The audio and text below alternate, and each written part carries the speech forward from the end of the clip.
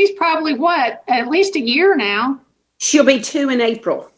Gosh. 2 in April. She's potty trained. Wow. She was a fast one then. She is, yeah. I see Carl Knoblock flew in. Hello, Carl Knoblock. Yes. Aloha. Hello. How is everybody? Everybody's good. Good. Well, Carla, it is so good to see your smiling face. I haven't seen you in so long. I know. I missed that way. I want to get down there so bad. I've driven through there, but I just want to get down and visit again. We've missed you. Well, I have 6 o'clock. I say we get started. As usual, let me do a little housekeeping. First of all, just as a reminder, this webinar is being recorded for education and training purpose, and it will be available on the Washington County Challenge Facebook page and the YouTube channel later tonight, YouTube/Washington Challenge. If you should lose connection or experience any technical difficulties, if a bird flies on the line or anything, please notify us as soon as possible so that we know that you just didn't get mad and leave with whatever Cindy or Carl has to say. And a reminder, as stated in the last 2 sessions, please keep your device camera on at all times during the session. And the reason we're doing this is because we're not doing it in person, it's online, and that is the only way we can be assured that everyone is engaged in following the content from the presenters. Now, tonight, I'm excited because we have 2 very special presenters to discuss topics that's going to be vital to your business. The first is Cindy Snider. Cindy is Assistant Vice President of Small Business Loan Officer at Virginia Community Capital. She has the distinct pleasure of hanging out with me sometimes and working with me.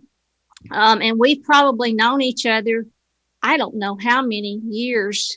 We traveled a lot doing training and so forth. But Cindy has about 30 years experience in lending and finance. We both started in kindergarten. So we are still learning, taking baby steps. But Cindy's going to cover various aspects of credit and how important it is, especially if you're going to be seeking financing, or in some cases, some suppliers are requiring to do a credit check on you and why this is very important to you. And our second speaker tonight is a true friend of Southwest Virginia, and that is Carl Knoblock. Carl is the District Director, Virginia District of the U.S. Small Business Administration, or as we call SBA. Carl has a vast experience in starting and growing and selling businesses, as well as, I don't think he sleeps, and he's always doing research on businesses to help connect you with resources to grow, whether that be government contracting, looking for patents, whatever it may be. So Carl is going to talk about and share his experience in managing a business tonight. So before we get started, are there any questions before I turn it over to our distinct presenters? Sandy, there's no questions, but I do want to because we get this every year, and you know, whether you all realize it or not, the contestants keep up with each other. And so every contestant needs to be sitting at their computer, and they need to be, you know, they're looking at their screen as if they are in class. You know, the 15-minute rule applies, and we've had a little bit of technical difficulty in the last couple of sessions, but, you know, at 6:15, if you're not sitting and looking at the screen, you will be disqualified. We're doing this to keep it fair for every contestant, so bear with us. And if you have any questions offline, don't hesitate to call any of the executive team. We're here to support you, and we don't want to sound like, I don't know, my mom's in there. I better not say her name, but we don't want to sound mean, but we're doing this to help you. So with that said, Cindy, I am going to turn it over to you to talk about credit. And if you all printed off the the sample credit report, I would suggest you put that in front of you. No, don't cover up the screen, but put that in front of you as Cindy goes over. So Cindy, take it away. Thank you. So I will add, this probably adds to what Kathy and Sandy are saying as far as participation. I'm going to ask questions during this presentation, and we're going to do an activity, and I'm going to call on each of you for your opinion. Not a wrong or right answer, but I am going to ask for your opinion. So this, I don't know how the other sessions have been, if they've been that interactive, but this one will be interactive, hopefully, if my presentation will cooperate with me. But I think that'll hopefully make it more interesting for you. I know I like activities when I'm listening to a presentation because they can get kind of monotonous. Sandy, Carl, would it be helpful to you just for each one to take a 30-second intro and tell you what they're going to be doing? Sure. Yeah, that would be great. Absolutely. Okay. You all know the drill. Crafts on Main, Jenny Carlisle. Hi, I'm Jenny Carlisle, and I'm the owner of Crafts on Main, which is a fabric and craft shop on Main Street in Abingdon. This month is the first anniversary since I opened my doors, so I'm excited that I made it, my first year being the pandemic, and I'm competing as an existing business. Great. Kayla French. Hi, I'm Kayla, and I own Empower CPR. We do CPR classes and advanced CPR classes for medical providers. Super. Kevin Van Dyke. So I'm Kevin Van Dyke, and I'm participating with a startup frog level guitar shop. We are a stringed instrument repair shop. So we deal in guitar, violin, mandolin repairs, banjos. If it has strings, we repair it. Kitsy.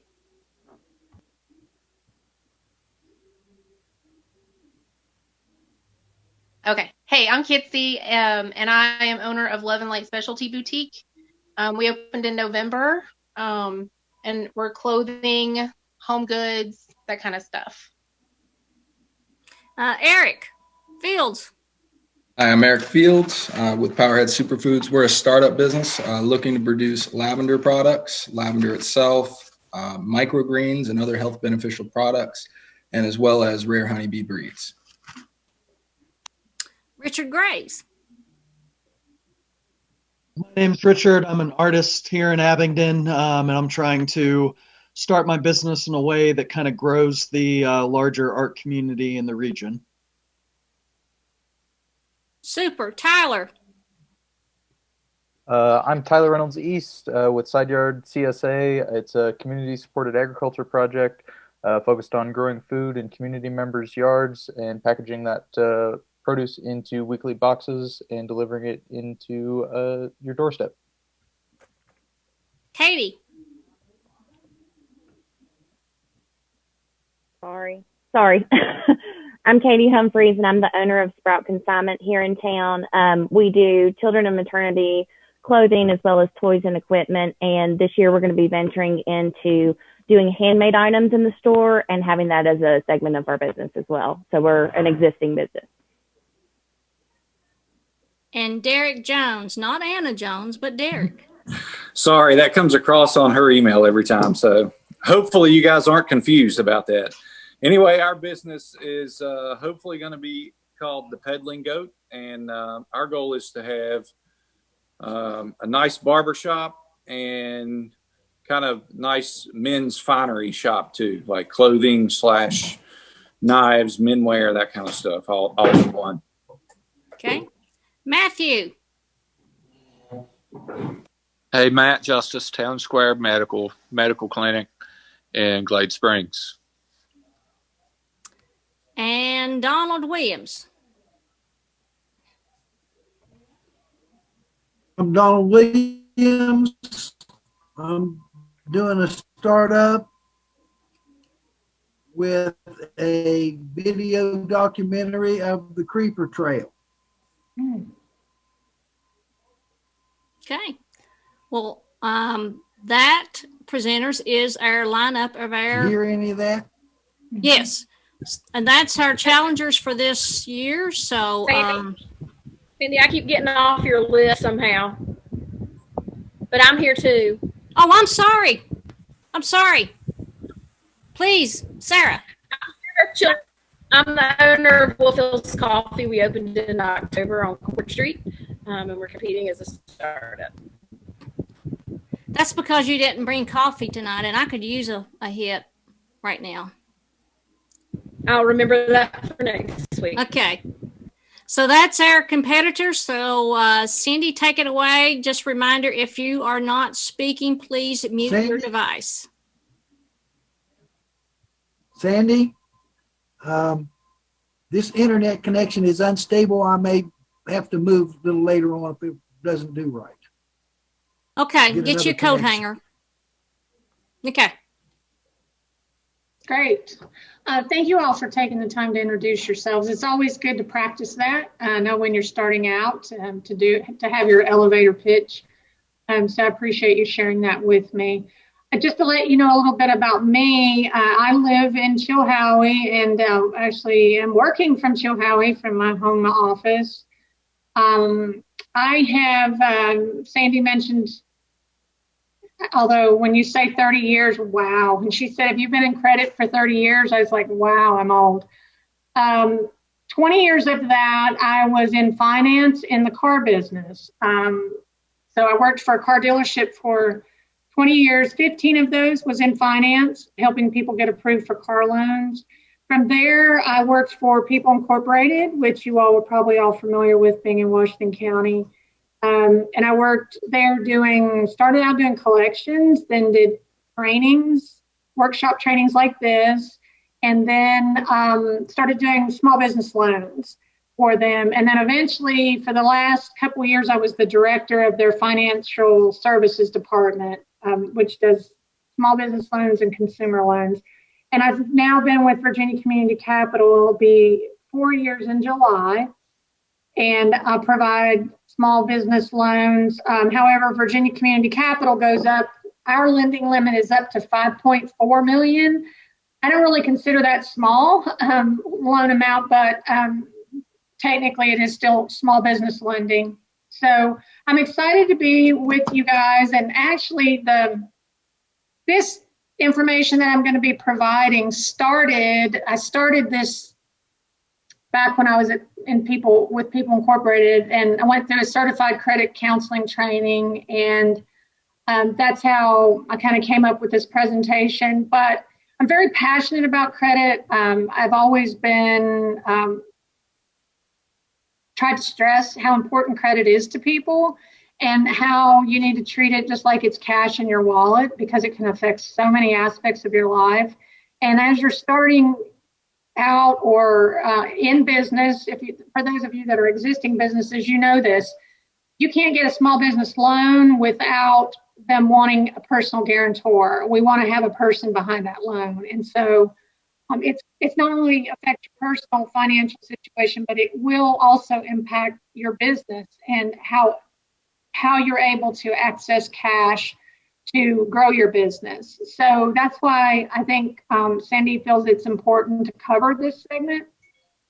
And as I mentioned, I'm going to try to make this interactive, and we're actually going to do a sample credit report. We're going to go through it, and then I'm going to have you tell me, if you were the lender, would you loan that sample credit report, that person, would you loan them money? So it'll kind of give you a chance to be on the other side of the desk and see what lenders are looking at. Let's see, I'm not sharing my screen, so let's try this again. Wait for technical difficulties.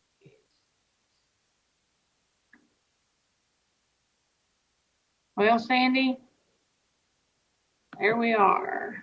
Don't see it. Let's try. Did you look for your I can look at my messy desktop. I have so many folders on. None of us hold judgment on you. Yeah, I'm one of those that thinks I have to keep folders on my desktop. All right, can you see that?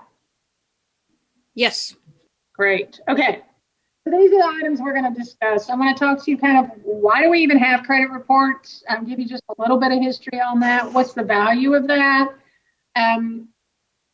Where do the credit reports get your information? We're going to talk about that. I'm going to try to demystify what a credit score is, let you know how they calculate those, how you can obtain a free credit report, what to do if you find something that's incorrect on your credit report, ways that you can improve your credit.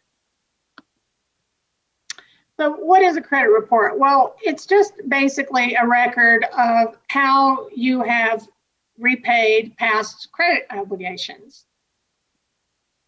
And why do we have credit reports? So if you go back to pre-World War II, if you didn't have money to pay for goods or services, for example, you go to the general store in Abingdon and you don't have enough, you need groceries for your family, you don't get paid till Friday and it's Tuesday.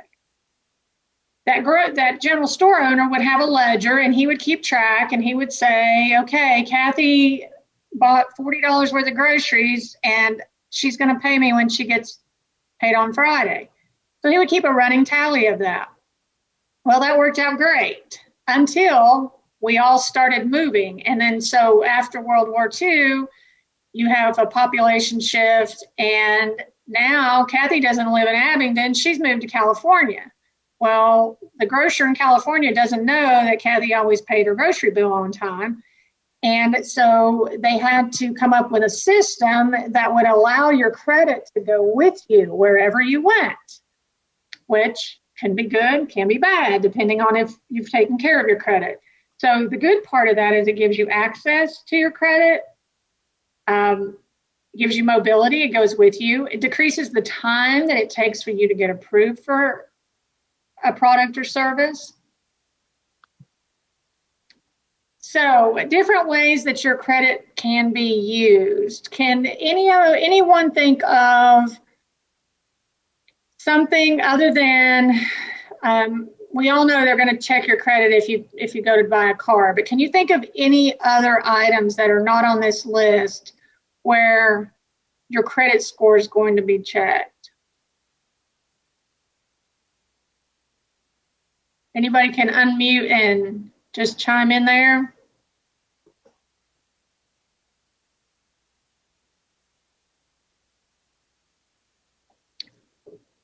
I can give you a hint. How about a cell phone? Do they check your credit when you go to buy a cell phone? Probably. What other goods or services can you think of that they would check your credit and your credit score could impact possibly what you pay for that good? Hospital. I'm sorry? Go to the hospital. That's a good one. I don't know if they're checking your credit score when you go to the hospital. Do they check them when you apply for utilities? Yes, definitely for your utilities. If you don't pay your hospital bills, Donald, I know that can impact your credit score, but I don't know if they're checking it when you go to the hospital. But what Sarah mentioned is definite. You go to the electric company, let's say you've moved your business into a new location or you've moved into a new apartment. You go to get your electricity turned on, they're going to check your credit. If your credit's not good, they may make you pay a $500, $1,000, $1,500 deposit. So there's cash being tied up that doesn't have to be tied up. Can anybody else think of anything else? Of course, any home loans, any personal loans, business loans, anything that requires you to make payments, it's going to be checked. Yep. And so I'm gonna take you just a step further into that, which I had not thought of originally about credit. It can affect whether you get approved to, say, rent a house. Let's say you've done your research and you want to move into a certain neighborhood because you know they have a good school system there. If you haven't taken care of your credit, that landlord may not rent to you. And it could affect what schools your kids go to. I mean, the impact of credit is so far reaching, and I don't know that we all realize how much it can impact your life. It can impact whether you get a job. Some jobs will check your credit. It can affect how much you pay for your car insurance. We already talked about the big things, the homes, the cars. But that's why I stress so much that you need to treat it just like you would your wallet that had cash sitting in it. You need to protect it with that same seriousness. I just wanted to add something to that if I could. Sure. Like when we purchased our home, depending on our credit score, it made a huge difference in our monthly payment. So if anybody's looking to purchase a building for their business, you better make sure that your credit score is nice and healthy, because it can make a difference in, you know, paying $1,200 a month or $800 a month. And that's a huge, huge piece to the puzzle. That's right, Katie. Thanks for bringing that up. You will pay more for everything that involves your credit being checked if your credit score is not good. And we're going to talk about what is a good credit score and what makes up a good, how do you get your credit score up? We're going to do a deeper dive into that also. That's a good point, Katie. Thanks for sharing that. So where do credit reporting agencies obtain your information? They get it from you when you apply for credit. You put your name, your address, where you work on a credit application. That information goes to the credit reporting agencies. Of course, your creditors, anyone that you owe money to, they're reporting to the credit reporting agencies. And then judgments, collections, if you allow a company to pull your credit, that's going to show up, and that can potentially affect your credit score. You also can add a statement onto your credit report if there's a situation. We're going to look at that sample credit report, and you can see what I'm talking about there. And then any collection accounts will be on there as well. Okay, so here's a myth. I'm married, but I have different credit information than my husband. Would that be true or false? That's false. Or no, that's true. It's kind of a trick question, right? It is. It's true. Your credit score is different than your husband's. Now, of course, if you and your husband have always applied for credit jointly, they may look a lot alike, but they are separate credit reports.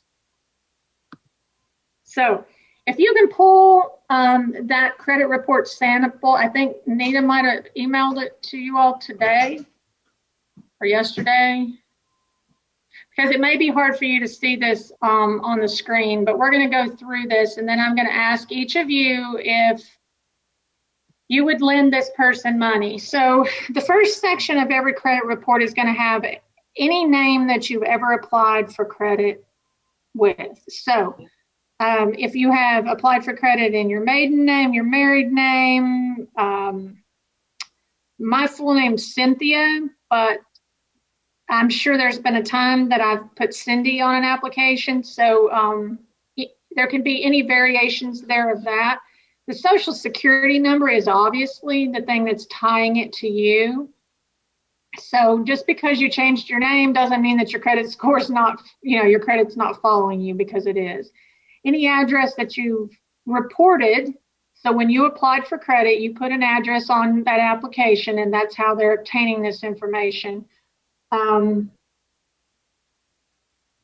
Something for you to look at when you look at your credit report. If you see a previous address or a current address that you've never lived at, that would be a red flag. That would be something that you want to say, wait a minute. Somebody may have accessed my credit information and tried to obtain credit in my name. So that's something you want to look at. Last reported employment, again, that's where you've put on your application where you're working. And then your date of birth, of course, is on there. You can also put an identity alert on your credit. If, say, somebody stole your purse, your wallet, and you wanted to put a freeze on your credit report, you can do that. You can put, so that's what this person's done. They've said, don't issue credit without personally verifying it with me that it's actually me. And that will stay on your credit report for 90 days. And then you also have the option to put a consumer statement on your credit report. And this particular person stating that they were injured on the job and they couldn't make their car payments in 2007. So when we're looking at this credit report, we need to pretend that we are in, say, 2008 for the dates to work on this. Otherwise, it's going to look really dated. So we'll just pretend like we're in 2008 while we're looking at this. And so here's just an example of 3 lines that could show up on a credit report. So this person has an electronics store, shows your account number, and it shows what type, this is whose account. So this is a J. Can anybody tell me what they think that may stand for? Joint. Yep, you got it. So he's joint with somebody on this account. And it's showing that it was opened in 03. He's had it for 36 months. The high credit shows up. It shows you what the balance is. And then it also has the status showing an R. So most accounts are going to be R or I. Can anyone tell me what they think that R may stand for? Revolving. Yep, you got it. So that's your credit card. That's that revolving. You pay your minimum balance, or hopefully you're paying your balance that's due the whole balance every month, but that's revolving. The second line, there's a bank name. So you can think of that as, say, Wells Fargo, for example. This one is an A for the whose account. Anybody have an idea what that could stand for? That one's a little tougher. Authorized user? Yes, you got it. So I want to really warn you about making someone an authorized user on your account, on any account that you have, because what you're doing is you're basically giving them a blank check. They can charge whatever they want on there, and they're not legally responsible for that debt. And there are times where it would make sense to make somebody an authorized user. I mean, if you have a business account and you have an employee that needs to be able to buy supplies, or they need to be able to buy gas, it would make sense maybe you want to make sure it has a lower limit so that they couldn't get you in trouble with that. I always tell the story of my oldest daughter. I told her I was doing this training today, and she said, "Oh my gosh, do you still use me as an example on that?" And I said, "Well, yeah, actually I still do." My daughter was in college. I made her an authorized user on a credit card for emergencies. Well, I found out pretty quick what her idea of emergencies and what my idea of emergencies were very different. So can't remember if I actually took the card, but I know I had a very stern conversation with her, that was not just for her to go out and have fun with. She's embarrassed. She's mortified that I tell that. But that is an example of when you would have somebody as an authorized user. But from a business standpoint, sometimes it makes sense to have that availability to your employees. And that account, this particular account is showing to be an I. So someone guessed R for revolving. Can you think of what maybe an I would stand for? Individual.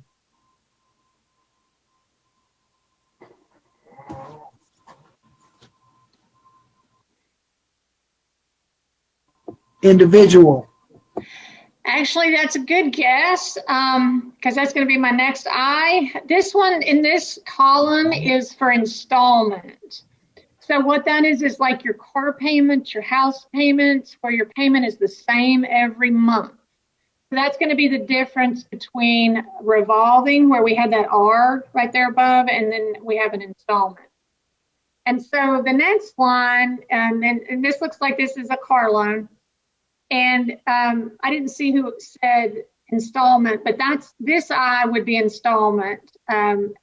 Individual rather. This is an individual account that he had. Okay, so there's actually two I's on these reports, so that's a little confusing.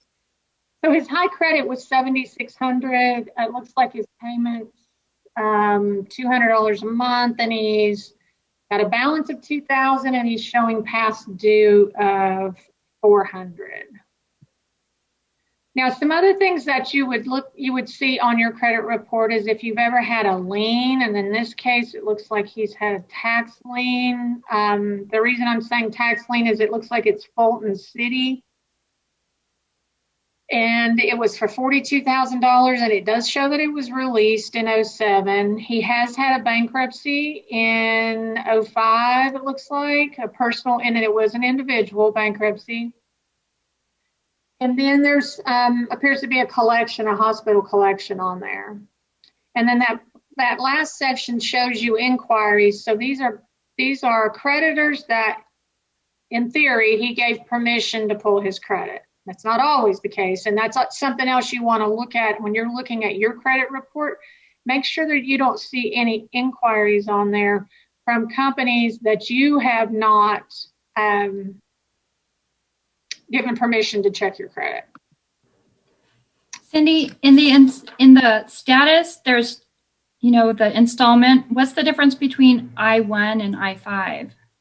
I-5, if it was reporting correctly, would mean that he was 5 payments behind. But that credit report is a little misleading because it showed us that he was like 2 payments behind. It's just a sample. So, yeah, but in theory, it would show you that would mean that he was that many payments behind.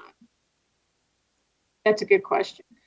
So I'm going to attempt to stop sharing in the hopes that we can return to sharing. And I'm going to start with Jenny. This guy, we'll say it's a guy, wants to borrow $5,000, and he's come to you, and you're a lender. Would you lend it to him?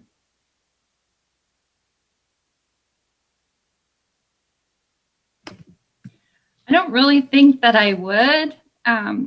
It seems like, obviously some people can make up payments when they're late, but for instance, his alert says that he wasn't able to make his car payments in 2007, but looking at it, it looks like the action that happened in 2006. So he was having problems before he's saying, oh, wait, I was injured, now I can't pay. So he was already having problems paying things before that. So I don't really think I would. Gotcha. Okay. Richard. I think I would lend to them. I'd say it's certainly a little more risky, but to be understanding and realize how, a series of events and getting injured on the job could really set someone back. And, I would hope that taking a riskier client to lend to, or whatever you would call it, would help empower them to get back on their feet. Okay. Sarah. I'm just going across the screen. That's how you guys are on my screen.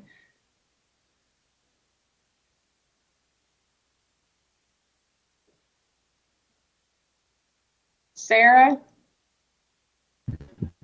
Technical difficulties. I should have used the touch screen. That's okay. I know about those. I may have them when I go back to trying to share my screen. I'm kind of torn because it's only been 3 years since he filed bankruptcy.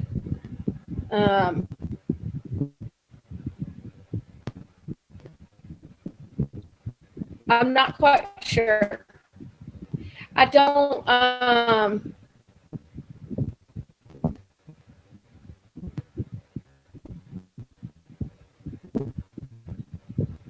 don't know. I'm going to say no. Okay. Because he did file bankruptcy. It's only been 3 years ago, and he still owes almost $800 to the collection agency. Okay. I don't know. Eric, how about you? No. No, I wouldn't loan them money. They filed bankruptcy in May of 2005. They go out and get tied up in a car loan in January 2006. Being that they filed bankruptcy, the creditors didn't get their money in the first place from probably bad decisions, years of bad decisions. So they go out and make another bad decision. I wouldn't loan money to them. Okay, Kayla. I would say no. I feel the same way. He filed bankruptcy 3 years ago. He's having issues making the car payment. Obviously, he's still having those problems. Okay, Katie. Did I mishear that or missee it? Did he have $2,000 in his bank and he was behind $400 on his payment for that one loan? No, that was his car loan. That whole line. Oh, that was what was left. Mm-hmm. Gotcha. Yeah, I'm still going to say no on that one. I think that there's too many bad eggs in his basket, and I just feel like you're going to get burned doing that. Okay. Tyler. He's getting desperate now. He's been shot down about 5 times. Yeah, he's not going to get it from me. I don't know. I'm pretty risk averse, and this just feels super risky. I don't think I would do it. Okay. Is that KT? Yeah. No, he's not getting it from me. The bankruptcy, 05, string of bad luck or bad choices afterwards. Nah. Okay. All right. I know it's not Anna Jones, but it says Anna Jones. You don't look like an Anna. Sorry, it's Derek. Yeah, my wife is on her way home, Derek, so she'll gotcha. be with me soon. But I'm probably leaning toward no. It would probably depend on his recent job status. And if he's held down a job for any amount, $5,000 is not a huge loan. It would definitely have a high interest if I did. So kind of leaning toward no, but not totally. 5 plus 5 equals 10. See, look, Dad, look. 5 plus 5 equals. I'm not sure what that was. Huh. Donald, how What's about that? you? I heard some feedback. I wasn't sure what sorry. that. That was probably my son. He's doing his math. Okay, that's fine. I just thought maybe we'd been hacked there for. No, sorry. Okay. Donald, how about you? It would depend. If I was a lender at a bank, I would probably say no. If I was a lender at a savings and loan, which was designed for people with poorer credit, I would probably, he's looking at 14% plus some kind of collateral. Because basically, I would be the one who would have to go out and collect the loan or repo the car or something. And I'll be very careful. But yes, savings and loan, probably. Okay. Kitsy. I was actually going to say something similar to Dawn. It's 5,000 isn't a lot in the grand scheme of things, and he looks like even though he did have some trouble, he was making his loan payment for his car, and he only owes $2,000 on it. So for $5,000, if it maybe were secured in some way with some kind of collateral, possibly. Okay. And I think I have Jean. Maybe the last one.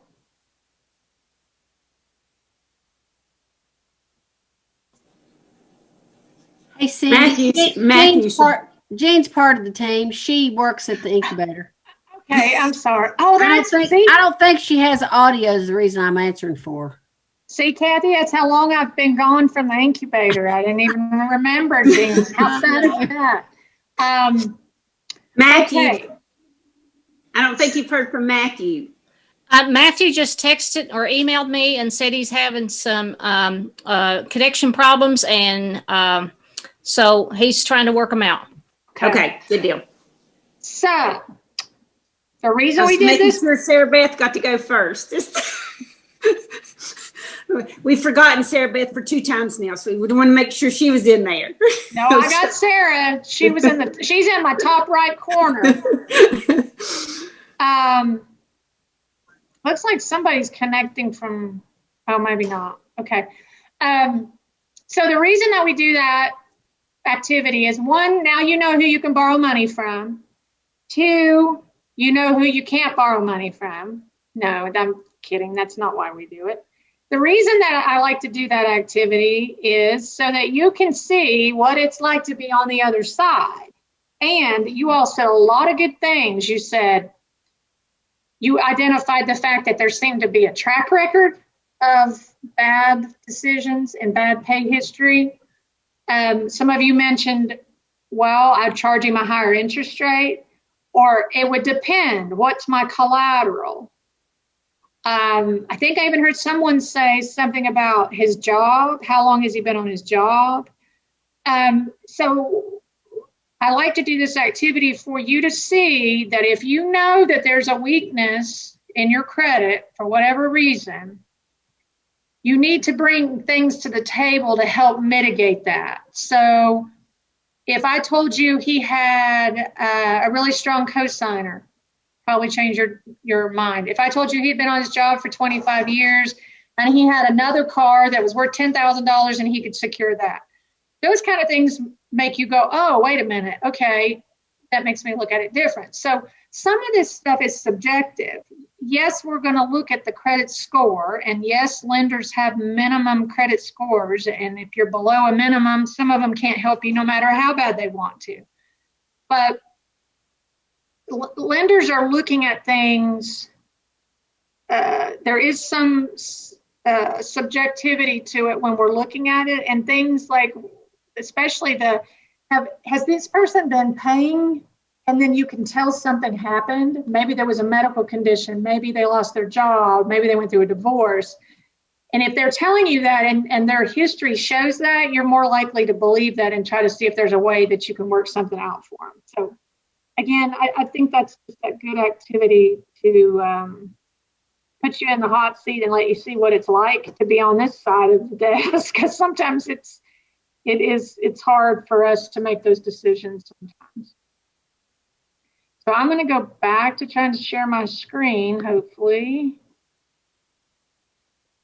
And then what the lenders do, this is Carl, they blame SBA. Yes, of course. No, SBA is our friend. We need SBA. Okay, let's see. All right, so here's something else cool I just wanted to share with you. If you get those offers in the mail where they say you're pre-approved for a credit card, and sometimes you get tons of those. If you want to quit getting those, you can call this number, or you can go to that website and you can opt out of those. The reason that I share that is because, I mean, if you're getting a bunch of those in the mail, and if someone were to get one of those or some of those out of the mail and fill them out, and you know, there could be some potential for fraud there. So, and then just to let you know, you can reverse it, because I actually did that, where I said I don't want to get those offers. And then at one point I wanted to get one of those 0% offers for 12 months. And so I was able to reverse it. So that's just a little tidbit there for you, if you want to stop those from being inundated. Sandy, I don't know if you're monitoring the chat. I'm afraid to click on it. I'm afraid it'll kick me out of my screen sharing. But okay, here's another true or false. My credit report contains information about my recent divorce. True or false?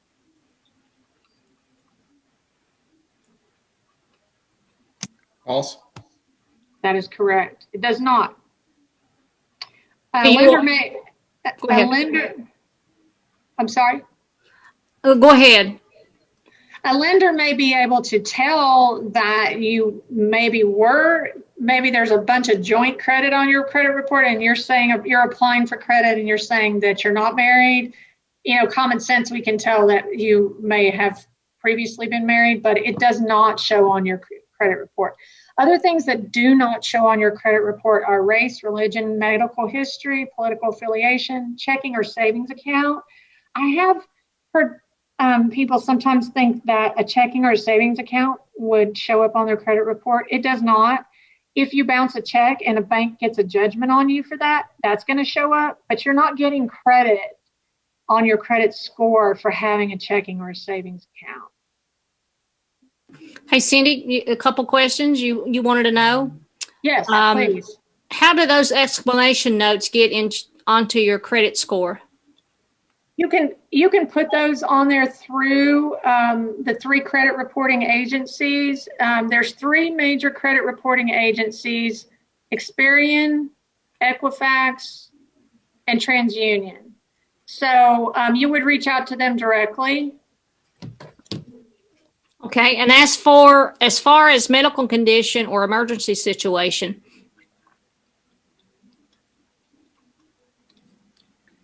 I'm not sure of the question. Katie, do you want to provide additional content? Yeah, I was just wondering, like, for those explanation notes, if somebody were to have like a medical emergency where they were hospitalized and, you know, fell behind on bills, you know, had money to pay, but they were obviously in the hospital unable to pay those bills, is there a way to put something like that on a credit score, or like as one of those explanation notes? I mean, how does that work? You could put that under the consumer statement. I don't know that there's really any restrictions as to what you could put on there for that. I will caution you though, if you don't remove it, it stays on there. So, you know, if that situation was 10 years ago, you may not want that still showing up on your credit report. So just be conscious of that. But yeah, you could put that you would, well, like for example, that person said they'd been involved in a car accident and they had gotten behind on their car payments. Right. Okay, thank you. You're welcome.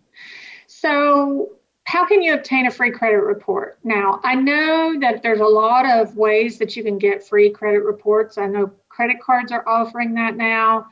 Credit Karma is a resource that I use, and I'll talk about that in a minute. But the reason that I'm putting this one on here is it's annualcreditreport.com.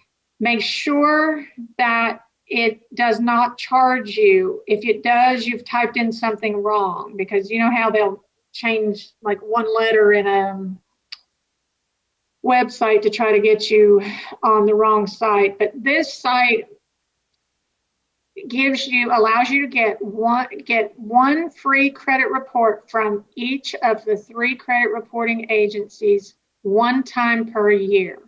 Now, the reason that I'm telling you about this is when you look at your credit report, if you find things that are incorrect on there, you can go right there on that website and you can dispute them right there. You don't have to mail a certified letter off to TransUnion or to the company that put something on your credit report wrong. And if you do it on this website, it automatically gets sent to that creditor, and then that creditor has to respond and provide proof that you owe that. If they don't, then it has to be removed. And the clock starts ticking on them when you dispute it on this website. They're legally required to verify that you owe the money. So that's why I think it's important to be aware of this website. It's not going to give you your credit score for free. You'd have to pay for that. And I don't recommend that you pay for that, because you can get that at other places like Credit Karma. But the thing about this site is it allows you to dispute items that are incorrect. Here's another question. I don't need to check my credit report because I pay my bills on time. True or false? False. That's correct. Yeah, you want to check it because there could be something go on that you're not aware of. And I don't know if I have a slide in here for Credit Karma. I can't remember, but Credit Karma is an account. You can set up an account with them. It's credit with a C, Karma with a K. And it's free. and it will give you a score, but it also will notify you if an account gets open in your name, if an account gets closed, if an account is getting close to its limit. So it's almost like having an extra security on your credit, because you would get notified if there's some, those kind of activities on your credit report. And it's a great way to compete with your family members on who has the highest credit score. So you want to check your credit score annually to identify fraud, make sure that everything on there is accurate. And then, of course, if you're trying to improve your credit, you need to see where you are. I've had people say, I don't even want to look at my credit. I know it's terrible. Well, you got to look at it. You got to see what you're dealing with. If you do have issues, get the mistakes corrected, and then there's ways that you can start rebuilding your credit. Do not ever pay a company to improve your credit score. There is no such magic wand. Those are, they're just trying to take people's money. Here's another one. It is up to the credit reporting agency to verify information before they put it on my report. True or false? False.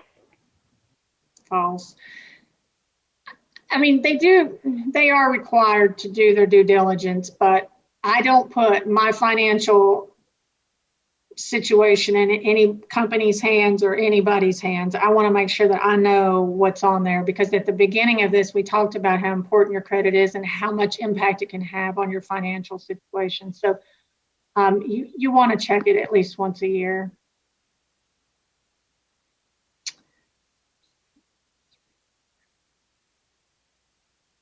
I can't read the top of this because of the way my screen's. Dispute process if errors found in credit report. Oh, okay. Well, I told you how to do that. You want to do it directly on that annualcreditreport.com.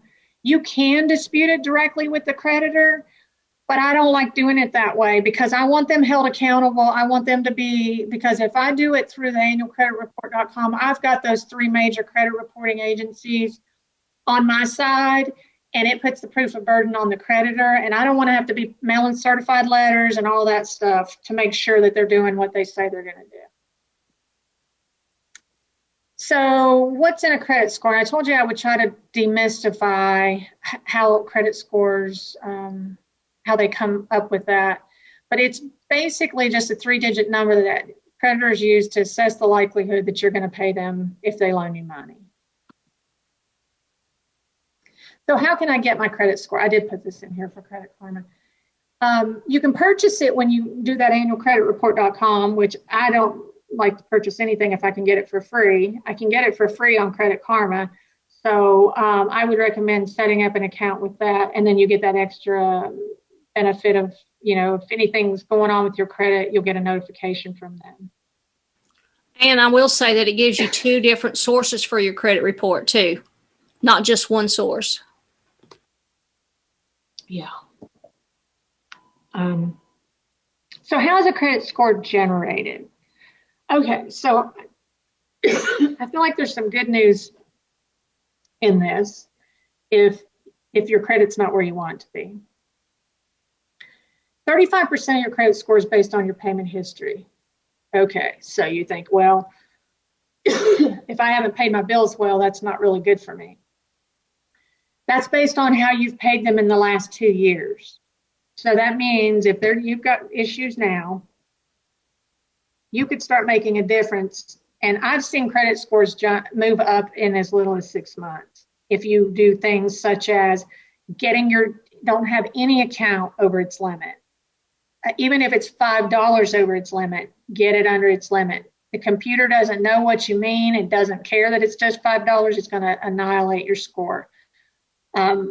And that's going to be 30% of your credit score is how much do you owe to creditors. So you don't want to have your credit cards maxed out, for obvious reasons. It's going to cost you a fortune in interest, but it's also going to hurt your score. Length of credit history. This is the one where it comes into play where I don't know if you've heard people say, don't close your credit cards. Don't close your credit cards. one of the reasons behind that is because credit cards are the only form of credit that allows you to increase your credit history. Because when you have that credit card, as long as you use it every once in a while, it stays open. So way back in the day, my first credit card was a Sears credit card. Got it in 1984. Don't do the math. Again, tells you that I'm very old. But so my credit history, as long as I had that card, it went back that far. So that's one benefit of a credit card that you don't get with an installment loan like a house loan or a car loan, especially like a car loan, because once you pay it out, that account gets closed. And so it's not keeping that depth to your credit history. So I'm not saying keep a bunch of credit cards open. Definitely don't have a credit card that has an annual fee. There's too many credit cards out there that you don't have to have an annual fee, so you don't want to pay it. But that is one thing that credit cards can do for you, is it can give you history. And the amount of new credit is going to affect you by 10%. So you don't want to take advantage of every free, the department stores will say they'll give you an umbrella or a coffee cup if you open up a credit card. I fall for I'll give you 10% off. If I'm making a big purchase, I will take advantage of that if I think that it's going to save me enough money and if the card does not have an annual fee. And then types of credit in use. They want to see a mix. They don't want to see all credit cards. And believe it or not, they don't even want to see all installments. They want to see a mix. So try to have a balance there.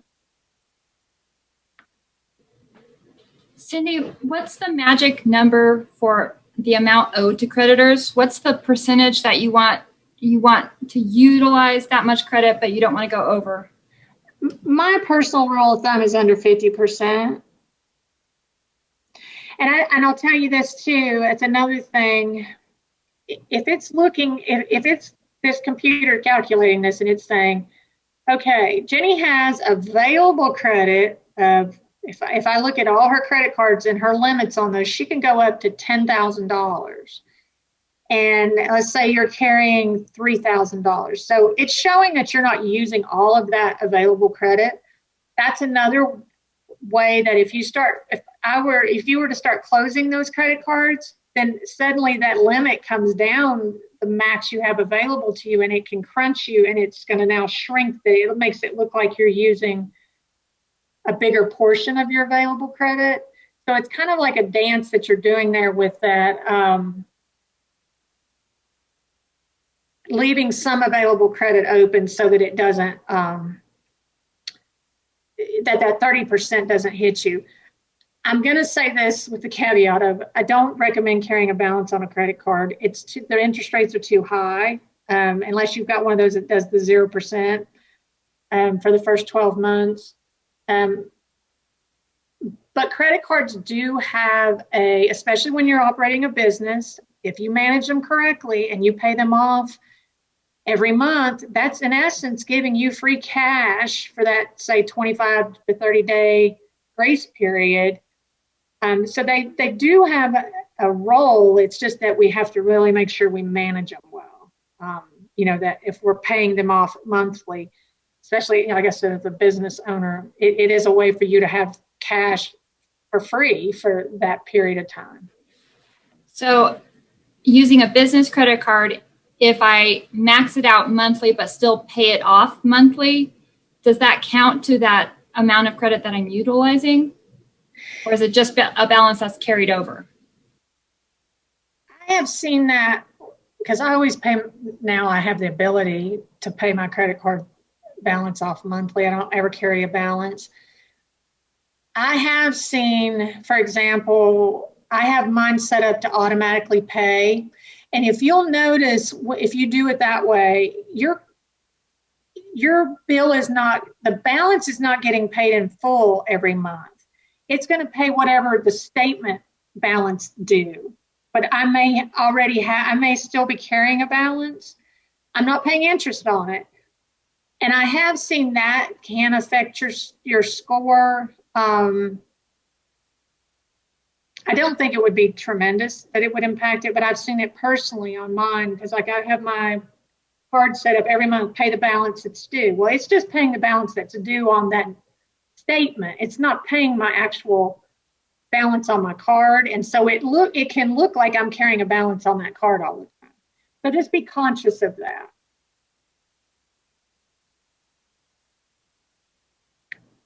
But I don't think, if you're paying your balance due, you shouldn't be hitting over your 50. I wouldn't think you would be hitting over your 50%.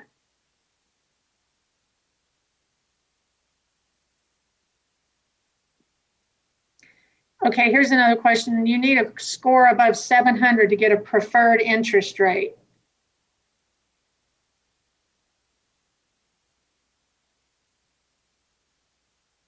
Anybody? Isn't it over 725? This is a trick one because it depends. It depends on the lender. Some lenders, if you're at 650 or above, everybody gets the same rate. Some of them will do it based on what your credit score is. So that one's kind of a trick question.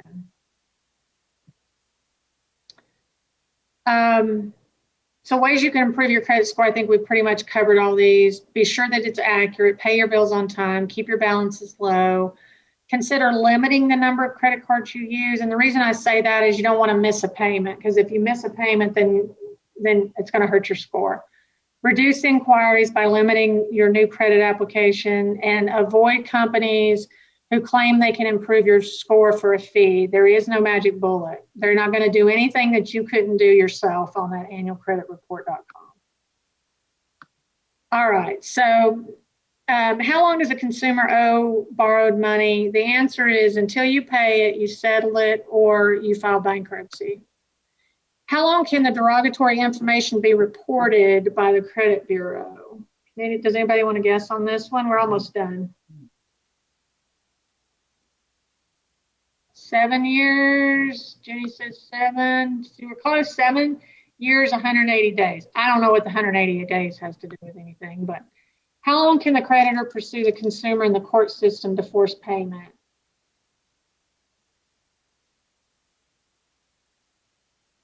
Indefinitely, I would think. 20 years in Virginia and 10 years in Tennessee. So just to summarize, I think I've hammered in the credit's a valuable financial asset. Review your credit report, pay your bills on time, protect your credit. Any questions?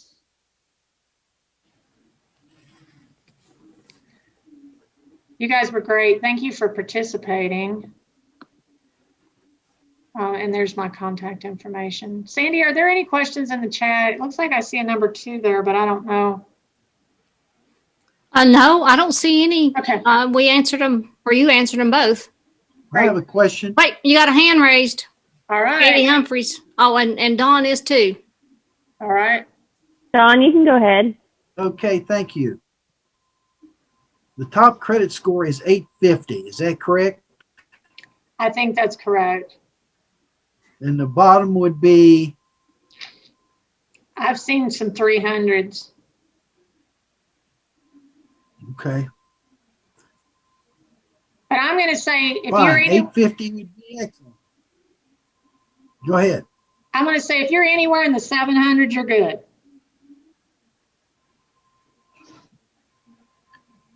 Okay. The rest of it just gets bragging rights, in my opinion, that you can tell your husband that your score's high, or your wife your score's higher. You could also put your white John Travolta suit on as you're bragging about it. Mm-hmm. And do your strut. Yeah. You said somebody else had a question? Yes. Katie? It was me. This is not related to credit reports, so I apologize. But I did want to know, I've been dying to find out, what is sort of the blanket amount to pay down for a loan for a structure? Like as a down payment, what do you have to have for a business loan? Okay. Well, it depends on what you're buying with the loan funds. So I'll try to give you some general ideas. If you're buying new equipment, we want to see 25% down. If you're buying used equipment, we want to see 50% down. Carl's going to jump in here in a minute, I know, because SBA helps if there's a collateral shortfall. If you are buying the building that you're buying a building for your business, it needs to be at least occupied 51% or more by your business. And if it is, you could qualify for SBA's 504 program, which they just require 10% down to buy the building. If you're not going through that program, it's normally 15%. So we would advance 85% on owner occupied real estate. Thank you. I thought it was much higher than that, so that's good to know. Oh, okay. And those are just kind of general. I'm just giving you some kind of idea. Like if you're trying to get working capital, then you wouldn't actually pay a down payment, but as a lender, we want collateral to support, to back up that loan. We want to know that you're in it with us. Now, do you look at personal assets? Like I'm a sole proprietorship and I am so sick paying that rent check every month. So eventually, like within the next 5 to 10 years, I would love to find a spot for myself. And I just want to know what I need to do to sort of prepare myself to get there, I guess, and what I need on my part to show that I'm a good candidate, I guess. So cash flow, cash is king. We want to know that the business has enough cash coming in to make the payment. Mm-hmm. And a rule of thumb there is we want to see $1.20 for every dollar of debt. So we're going to look at your tax returns. If you're a sole proprietor, we'll look at your Schedule C. But that's the one thing that there's really no way around, is knowing that there is enough income coming after expenses to support the debt. The other stuff we can, like if it's collateral, we can bring in SBA 7A program, and they'll help guarantee it, some of the debt, to help the lender get more comfortable. But the cash flow and the cash to support the debt, there is no way around that one. So okay. I would focus on that one first and foremost. Thank you so much, Cindy. I appreciate it. You're welcome. All right, I think I'm finished unless there's any other questions. I know Carl, I think I've gone in Carl's time. Carl, are you still with us? Uh-oh. Carl? I see his box, but I don't see his face.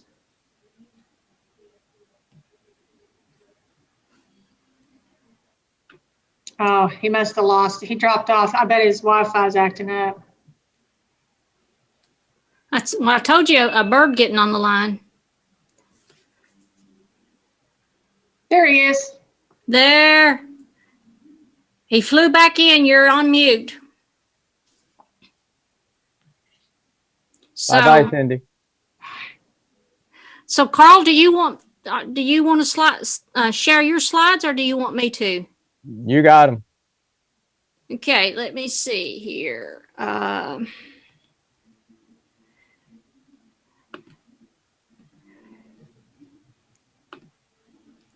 Do y'all see it? Yep, go. Okay, go. Go ahead, flip it.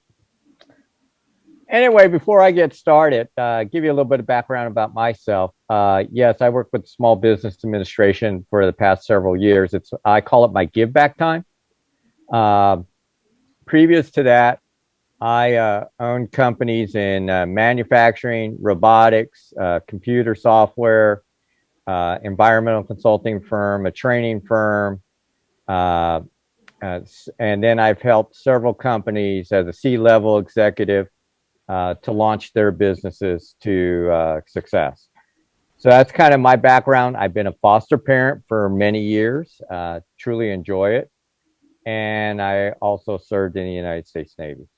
So with that, this is kind of the outline. Human capital, insurance, marketing and sales, logistics, manufacturing if you do it, finances, IT, cyber, disaster. These are kind of the things you have to think about if you're managing a business. And when it's only you, you got to think of all this stuff, and you got to weigh and decide what's the priority. And hopefully this will help somewhat as we go through this. But please ask questions as we go through it. I'm totally open to anything that you bring up. Next slide, Sandy, please. Thank you. Okay, you. I heard, I think it was a gentleman who's going to be delivering the food where he stated that he's risk averse. And the one thing to understand is, what is your strength? What do you go to? And so if you're a risk taker, that's kind of what they always kind of say the entrepreneur is. You'll jump out there, but you're careless. So you make mistakes. And if you don't have the funds and things like that in place, or the relationships, you go down very quickly. So it's good to have that, but if you're too far risk averse, you'll never get your business to be successful. If you're creative, the one thing with creative people, they have ideas continuously. And the problem with continuous ideas, you can never get focused enough to accomplish what you want. And if you're a manager type where you just, tell me what to do, I can get it done, it's all right, I don't have to think of new ideas, I just need to know how the process works.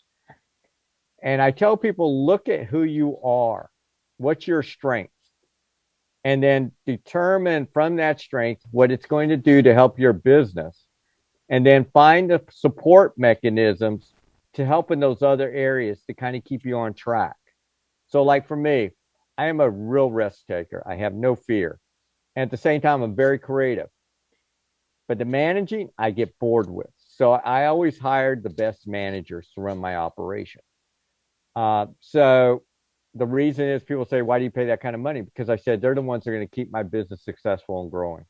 Why think of new ideas and create new opportunities. So it's just kind of understanding who you are, kind of helps you decide how your business is going to look, how it's going to operate, and who do you have to bring in as part of your team, mentor, whatever. Sandy, next slide, please. Human capital. This is definitely your most important asset for growth. And Sandy, in this competition, they have to hire one employee, correct? If they are an existing business expanding. Right. Okay. So as I tell everyone, it's not about the expert you're getting, it's about chemistry when you're a small business. It is all about chemistry. You can teach technical, you can teach how to do things, but you cannot get chemistry. So if you have somebody that rubs against you, even though they're very technically sound, you will eventually fail because it's too much disruption. So when you're small, you need the chemistry. That is your most important asset to create your success. And then, are you a people person? Are you a people person externally? Are you a people person internally? If you're not, you got to understand, what is your business? And if I have to be that, if it's not me, who do I find to kind of be my voice with this?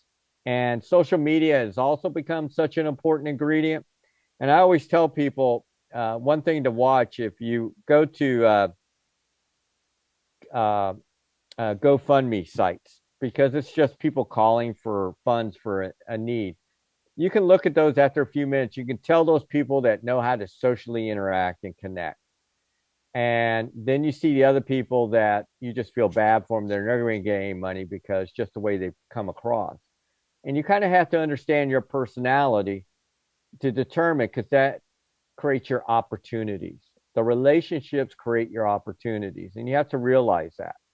So if you're not a smiling person, that's not good in our society, because our society is based on smiles. So if you're not a smiler, it becomes harder to make deals happen with people. So you just kind of have to understand some of these dynamics. It's not against you. It's just how the business world thinks and operates. And you just got to understand that as you move forward. Next slide, Sandy, please. Okay, job description. Those of you that are hiring your first person, please have a job description. The reason I say that, heaven forbid, if it doesn't work out, you will immediately lose if you're going to fight it for unemployment and things like that, because you didn't have a job description. So I always tell people that protects you as a business owner. And this is the way you have to think about it. It's now I got to look out for the business, and it's all about costs. The other thing is, if you're looking to hire someone, make sure you have an employee manual.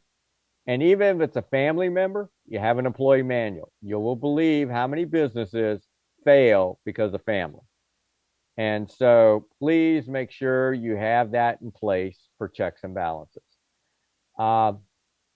And what will be in it? There's lots of softwares out there. You can Google it, gives you all the points.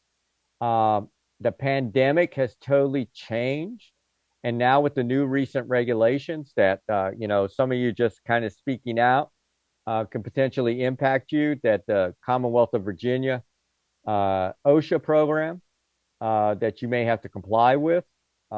These are things that you would have to adjust in the employee manual to fit with the new standards. If not there, then that leaves a loophole open for a potential disgruntled employee. Next slide, Sandy. Thank you. Whoever you work with that you bring on, or whoever you're going to talk to, make sure you have confidentiality agreements and non-compete agreements. Remember, when you talk about your potential customers to somebody that could become a potential competitor, and that even means an employee, if you don't have these agreements in place, you lose. And I can't tell you how many businesses have lost because of not having these two documents and having their employees sign, or people that they're looking to work a relationship with, dealing with it. Those of you that have potential storefronts, you have to think about the American Disabilities Act and the requirements for that and how you will comply with that. So please understand, you may buy a building, but make sure it can be made ADA compliant.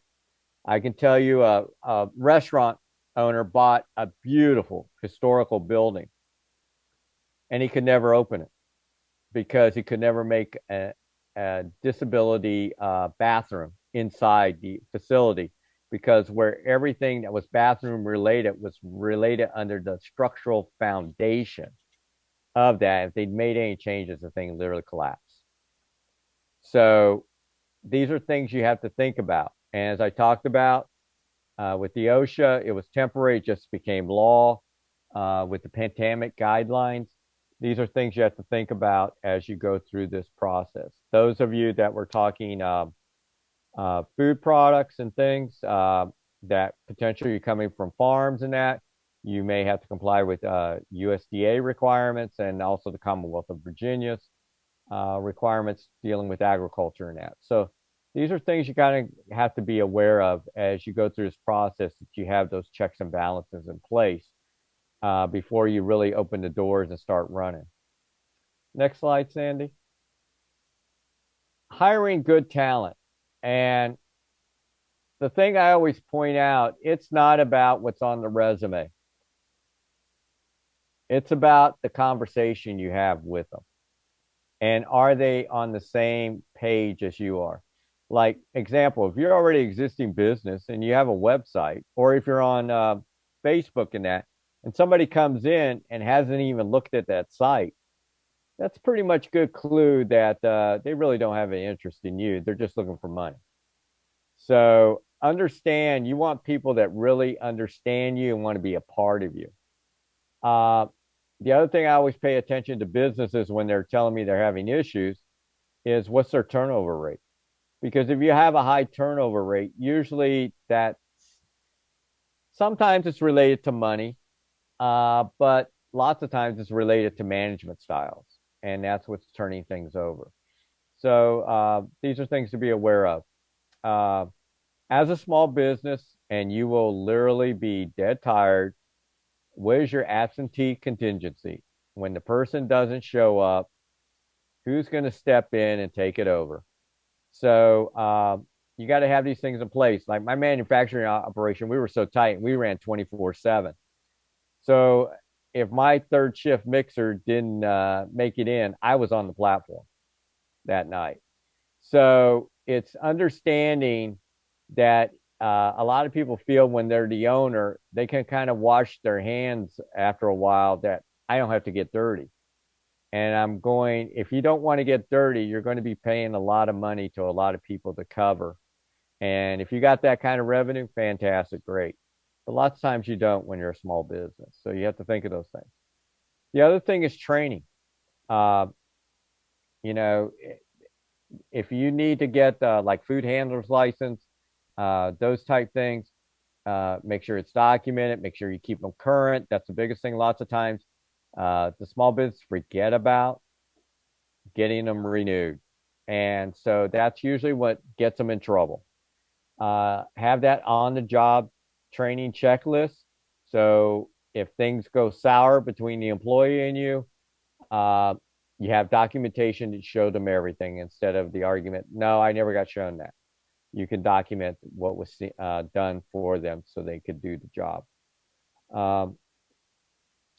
So my ones that are existing business right now, how many of you actually have employee manuals?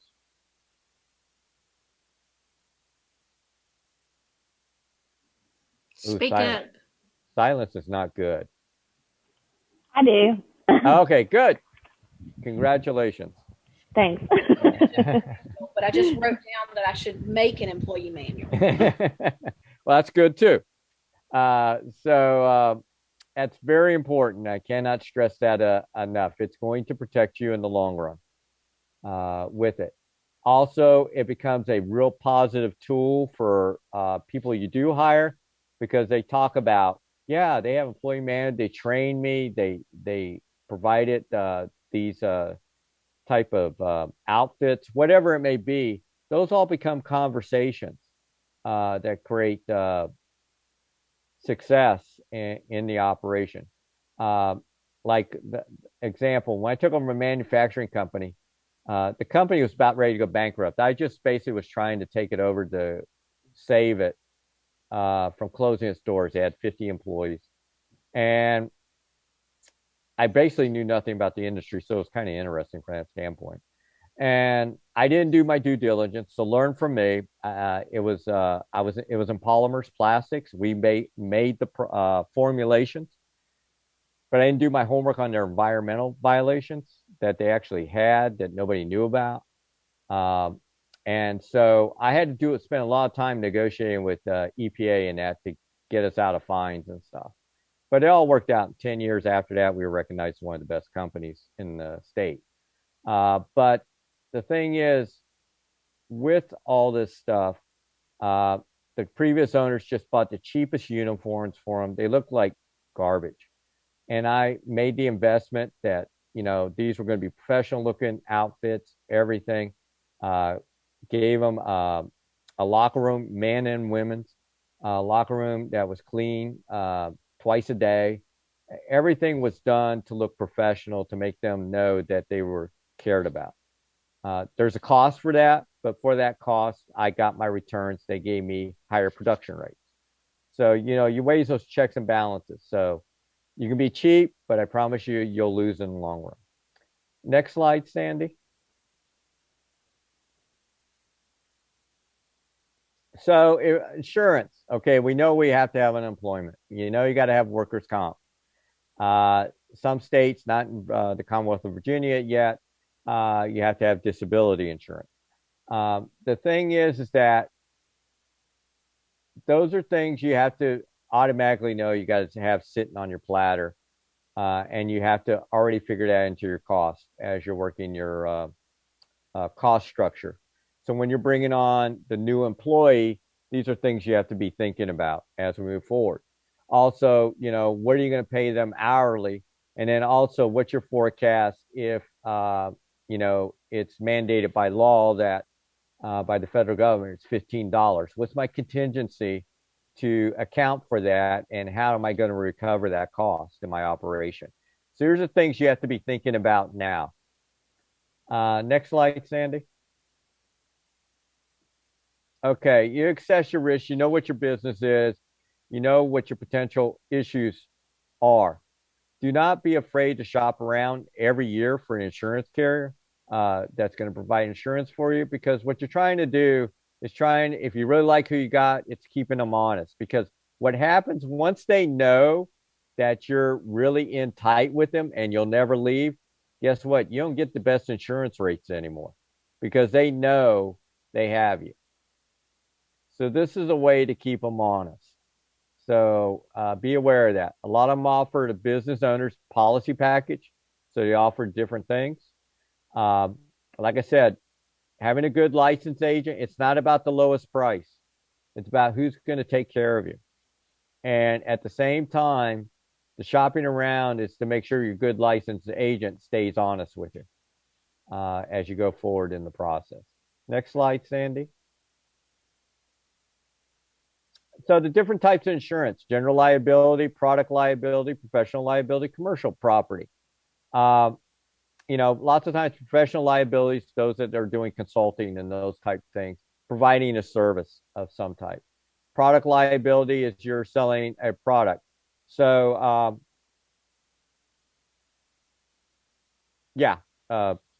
definitely think about the minimum wage. But the product liability, those of you, the one that has the maternity and children's clothing, what's your potential product liability you have to be aware of? Number one lawsuit that get hit all the time. It is recalled equipment. Yep, recall equipment. But what's the biggest thing, especially clothing? I don't know. I should know, but I do not know. It's flame test. Oh. So a lot of people buy their clothes overseas real cheap, but they don't meet the flame test requirements. Oh. So where do I find information? Because I wasn't even aware. Like, I just think recalled cribs and car seats and things like that, but I didn't even think about the flame test. Yeah, and that's really on children's clothing. You really have, especially the younger ones. Oh, wow. Sleepwear. So these are things you kind of have to pay attention to as you look at this stuff as you go through. That makes sense. Yeah. And so when a lot of people are saying, "Oh, look at this beautiful outfit," that I always look at, okay, let me see. Yeah, okay, yeah, it's a really great price in that, but the child's not protected in case of a small fire. So it will just go up and they'll get seriously burned. So at least they're having a good time, so that's a good thing. I'm sorry. No, don't. That's our new norm. Please understand, that is a new norm. I'm totally good with it. I'm sorry. I apologize. Yes, that's true. Sometimes the tag will tell you, but when you get them from China, beware, because they just kind of put things in there. Because having done business in China, a lot of business in China, I know how China operates. Well, you know what's interesting? So many of these like buy sell groups on Facebook are these boutique items, but they're direct from China or, other places in Asia where it's not so regulated as far as the flame test, I would imagine, would be. Yeah. And we get a lot of that stuff through the shop. So that's really interesting. So I might just have to have a nix on those boutique items that aren't really boutique at all. They're just junk. Yeah, well, like I said, it's looking out to protect your company. That's what you make the business decision whether it's worth it or not. But I always try to make people aware that these are little things you have to think about, and you make the decision whether you want to deal with it or not at the end of the day. And that's what it comes down to from that standpoint. And Thank you so much. Yeah, no problem. And then, if you have commercial properties, the requirements, as I said before, about the American Disabilities Act, things like that you kind of have to be aware of. Also, understand when you buy a commercial property, and you'll see this a little bit later, you may think you're not in a floodplain or you'll ever flood, but if there's a lot of rain and let's just say a tree falls down and blocks a creek and it backs up and floods your property, that is not a weather event. That's a flood. So you will not be covered by the insurance. So realize Insurance is, their goal is not to pay out. So if they can find a loophole, they will. I'll give you a case in point. I was working after Katrina hit down in Mississippi at Ground Zero, and a gentleman had literally a hurricane-proof home on the Gulf, totally destroyed, and but also have flood insurance. And for 6 months, the two insurance carriers were arguing who should pay for what, while this person was trying to get their home taken care of. So I ended up being a third party negotiator. And so I said, okay, first floor, flood, second floor, hurricane, wind damage, insurance. That's it, move on. And they all looked at me, and the owner says, 6 months of this? I said, yeah, that's how the game works. It drains you to get you to compromise. And that's what I try to tell people with it. Sandy, next slide, please. So business interruption insurance. So like what we just had last year where the governor immediately shut down operations, you have no revenue at that point. Make sure that if you get that policy, if it has things in there for viruses and biologicals, those type things, because a lot of them didn't, and a lot of people thought they were covered and they weren't. Cybersecurity, all of you that have properties or in business right now, do you run through a server or do you run through the cloud?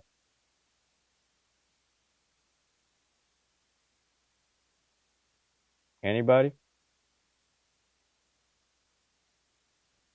You don't know if you run through a server or you run through the cloud? I guess I don't technically run through anything. I'm just myself as a sole proprietor, and I don't really have employees. But I guess I do use both. So do you store on your computer or do you store on Microsoft Cloud? Both of them. Like I have I use GDocs, which I guess is a cloud equivalent, but then I also have, the same documents on my computer. Not that it's really necessary, I guess, to have both, but I have both. I always tell people try to keep everything off your computer. And the reason is it's easy enough. Lots of times you don't have the proper security measures, software. And it's the one point, especially when you start dealing with customers, a bigger customer will come back and say, give me your cybersecurity plan. And they're literally asking you, what's your program that you have to protect them? And I'll bring the case in point up. Remember when Target lost all that money where they got hacked? Do you know what caused it? It was actually a small business that they were called in to do HVAC work that had a piece of malware in its company and got uploaded into Target. Target's IT group saw it, but they didn't react on it and let it go through. But the fall person was eventually the HVAC company who ended up going out of business because of it. So be aware that cybersecurity is becoming a bigger issue. And if you're a company, it didn't sound like any of you were going to be in that arena, but like in government contracting, it's literally mandated now that you got to have a cybersecurity plan that meets NTIS standards. So it's totally a different beast when it comes to the federal government with it. Hey, Carl, I see we have several questions in chat. Since I'm sharing my screen, I'm not able to open those. So competitors, if you could just ask Carl those, or one of the partners, if you could share that. I just can't share my screen. Okay. The one I see is, what does that mean for all our points of service systems? Once again, it's understanding what systems they have in place, that they have in checks and balances. And typically they'll tell you, no, I don't really have anything. And so as you deal with smaller companies, there's things you just kind of have to be aware of that you may have to put in a little extra safe. So like Amazon, who deals with a lot of small businesses, or Etsy or eBay, they have extra systems in place because they know that they're not always going to have the people they're working with have the best systems in place to protect them. So these are things to just kind of pay attention to. But a great question with it. Next slide, Sandy, please. Anyway, this is you in business. And there's three things you have to look at: your business, the industry, and global. And why do I say that? Okay, you know what your business is, where you're at. You're either a startup, in growth mode. And lots of times people think they're growing, but all they are is really busy, and that's all. They're not really growing. And then mature. But you have to look also at the industry, because the industry is a direct indicator of potentially what your opportunities are. So these are things you've got to pay attention to. And because you're in a global economy, and especially if you're going to sell product online, you have to understand how that market's moving too. And that's where a lot of businesses don't realize it, even small. And say, well, I'm really small, it's not a big deal. I says, it is a big deal, because I'm telling you, if a international company sees something, they will take it. And I'll give you a case in point. As I told you, I did a lot of business in China, right? So I went over to China for a month, not to sell a single thing. I went to learn my competition. I went to learn about the raw materials that I could potentially buy. And then if I wanted to sell in China, what were they wanting and what were they not? So, and I went and visited my competition. It was really great because they always referred how good they were. They were as good as the West. So I always had the leg up in every meeting. But what was fascinating, I went to one in Shanghai, really very professional. And they were really trying to show that they were very progressive. They actually had a woman plant manager, but every time she talked, she had to look at the senior male leaders before she would answer. So it was basically fun. But what was really amazing, on the side of their building where they showed all these different colors like a rainbow and that was off our website. So they literally copied our website and put it up there. So as I tell people, this is the world you're in today. So if you have something really cool and somebody internationally can see it, which they can, they'll copycat it and create it. And now it's a competitor of yours. It may be not as good, but people don't realize that. So be aware of that as you move forward. Next slide, Sandy, please. As I said, we're in a global economy, and you always have to be thinking that way. Because it's rare when we get products that are just totally US based anymore. They're coming from everywhere. Next one, Sandy, please. Okay, your market. Who is your target market? That is one of the key ingredients of your future success. Who is my actual market? And that will change as you add on new product lines, as was brought up by a couple of you. The other thing is understanding who the competition is. And it's not, you understand your direct competition, but who's your indirect competition? Okay. So my gentleman who was basically going to be delivering food from their consortium, who's your indirect competition? I know who your direct is, but who's your indirect competition? The big grocery stores, and the people at the farmers market and the fast food restaurants and everybody selling food, basically. Yeah, you hit it perfect. The last one you were saying, where you said the fast food places, that one's right on. Okay, that's an indirect competitor. A grocery store would be a direct competitor, but an indirect would be the fast food place. So understanding who your direct competition is and your indirect makes you more savvy and knows where you fit, and also creates your opportunities. The one thing I'm going to stress to you, and this is where a lot of small businesses make mistake, your price point. You know, what Does everybody know when I say the word break even? Know what that means? I'm going to assume, since I heard nothing, I'm going to assume everybody knows what that is. Anyway, that's, I tell people, understand, do not go below the price you're asking for. Also, you don't have to offer sales to get people interested in you if you know how to market yourself. If you understand your audience, they will pay what they want. So, example, when I had my one consulting firm, and it focused in chemical and biological issues, sort of like what we're dealing with right now. I'd walk in, and my walk-in price was literally $5,000 for 8 hours of work, and they knew that. But I knew my audience so well, and I knew my competition, direct and indirect. They paid it. And if they wanted a rush, I charged them $10,000. They paid it. Okay. If they wanted a holiday because of an emergency, they had to pay me $25K. And people say, that's crazy. I said, it's understanding your audience and you understand what they're willing to pay. That's doing your homework.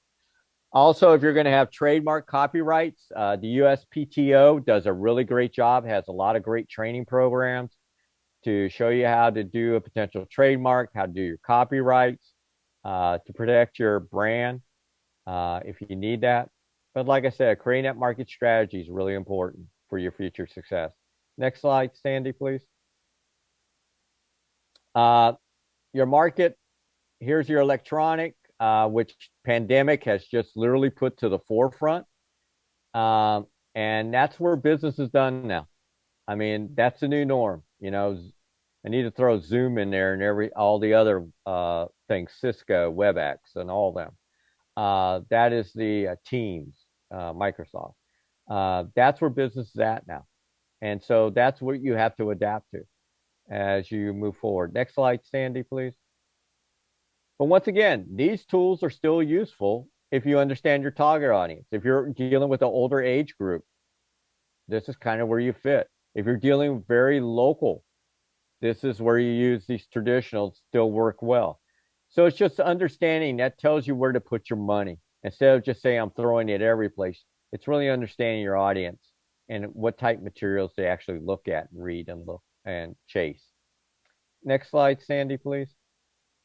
Okay, as we talked about your sales, business analytics, Google was the foundation. Business analytics is the backbone anymore.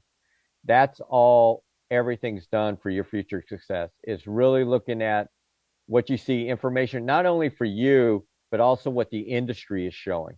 Say, well, it's so much bigger. Yes, but it also shows you trends and things you need to be thinking about. You may be, example, I always tell people on the East Coast, we're 5 years behind what California does. So whatever California does takes about 5 years before it really starts buzzing in the East Coast. And so people kind of have to understand those dynamics. So if you understand what's happening out West, you know how it's going to eventually get here. It kind of gets you to set yourself up to fit in with everything. And like I said, always be proactive on customer complaints. Address it right up front. Understand your competition. If they get scared of you, they will hire people to write negative things about you on Yelp and everything else. And you just got to have your thing thought out and you respond immediately and address it. That just shows a lot of credibility and people respect that. Next slide, Sandy, please.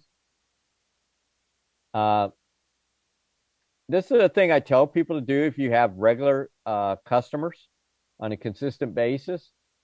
I look at all my businesses I've ever had. I always look at my customers as who are my most profitable and who are my least profitable. Why? Because sometimes I couldn't grow right away.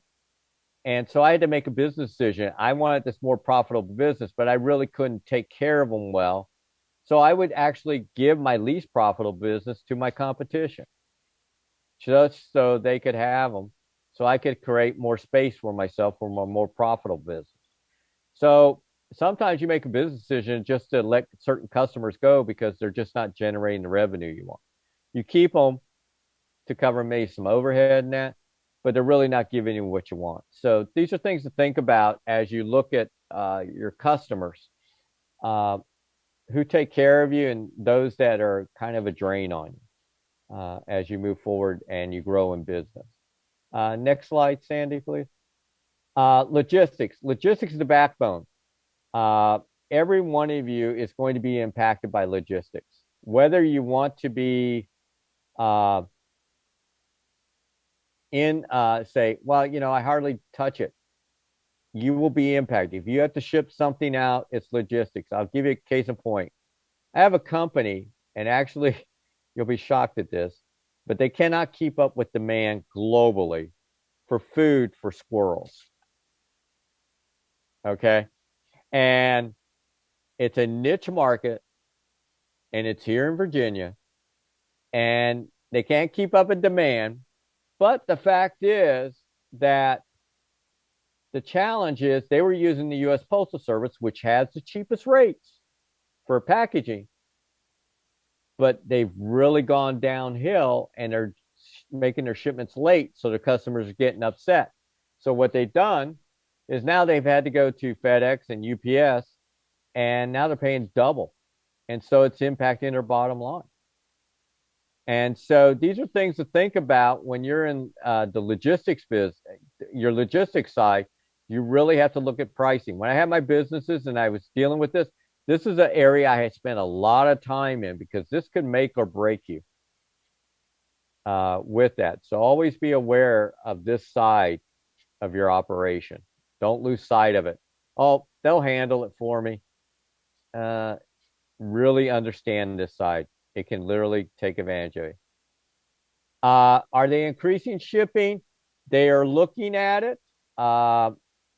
You know, and I gave them ideas how to do it for cost absorption because they were also having to deal with cost increases with things being brought in because everything was being delayed in that from the local markets and stuff.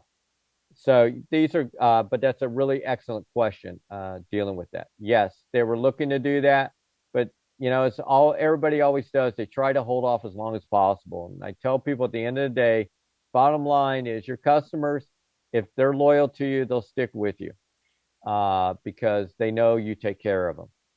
And it's about the relationship. So they have a good relationship. They know costs are going to go up. They see it happening all across the board with this. Next slide, Sandy, please. I don't think nobody's doing manufacturing, right? I didn't think anybody was. Okay, next slide, Sandy. Thank you. Anyway, you see the three bolded ones: cash flow, balance sheet, income statement. I am going to stress to you, you may be using accountants, bookkeepers. Make sure you know these like the back of your hand. I can't tell you how many small businesses have basically ended up in trouble with the IRS for fraud because their accountant or bookkeeping skimmed the books on them.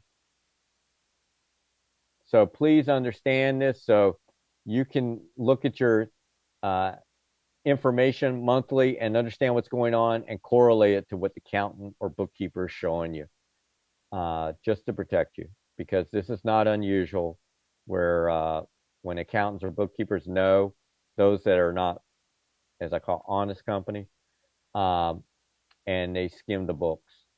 So just be aware of that. Next slide, Sandy, please. I talked about this, and, you know, especially in rural areas, broadband's a big issue. And this has become much more critical now with the pandemic. If you don't have good broadband or good connections, it could potentially hurt your business and relationships. So just be aware of that. Next slide, Sandy, please.